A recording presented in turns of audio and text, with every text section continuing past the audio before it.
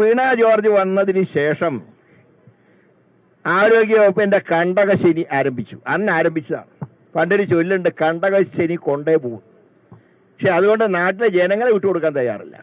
അതുകൊണ്ട് തൽക്കാലം വീണ ജോർജ് പോയാൽ ഈ കണ്ടകശനിയുടെ ഇമ്പാക്റ്റ് കുറഞ്ഞു കിട്ടും. കണ്ടകശനി മന്ത്രിനെ കൊണ്ട് പോയിക്കോളും. അതായത് രോഗികളെ മന്ത്രിക്ക് വിട്ടുകൊടുക്കാൻ തയ്യാറല്ല.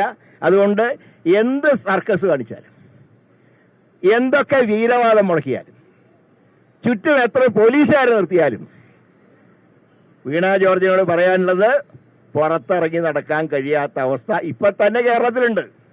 ഇനി അത് കുറെ കൂടെ വഷളാവുന്നതിന് മുമ്പ് എത്രയും പെട്ടെന്ന് രാജിവെച്ച് വാർത്ത വായിക്കാൻ പോവുക. അല്ലെങ്കിൽ ഇപ്പോൾ സീരിയലിലൊക്കെ ധാരാളം ചാൻസ് ഉണ്ട്. കാരണം നന്നായിട്ട് അഭിനയിക്കുന്നുണ്ട്. 2 തവണ കണ്ടു, ഇന്നലെയും കണ്ടു, നവീൻ ബാബു മരിച്ചപ്പോഴും കണ്ടു. അതുപോലുള്ള അഭിനയത്തിൽ അതും ഒരു കഴിവ് വേണം. അത് രണ്ടിനും കഴിവുണ്ടില്ല എന്ന് ഞാൻ പറയുന്നില്ല. ആ കഴിവ് നമുക്കാർക്കും ഇല്ല. പക്ഷെ നമുക്കൊക്കെ അത്യാവശ്യം പൊതുരംഗത്തൊക്കെ കുറച്ച് കഴിവുണ്ട്. എന്റെ അത്ഭുതം, നമ്മുടെ വാസവന് എന്ത് പറ്റി? അദ്ദേഹം ഒരുപാട് രാഷ്ട്രീയ പാതയിലൂടെ കടന്നു വന്ന ആളല്ലേ, പാരമ്പര്യമുള്ള ആളല്ലേ. ലോക്കൽ സെക്രട്ടറി മുതൽ ജില്ലാ സെക്രട്ടറി വരെ ആയ ആളാണ്. ഇപ്പൊ സംസ്ഥാന സെക്രട്ടേറിയറ്റ് അംഗമാണ്.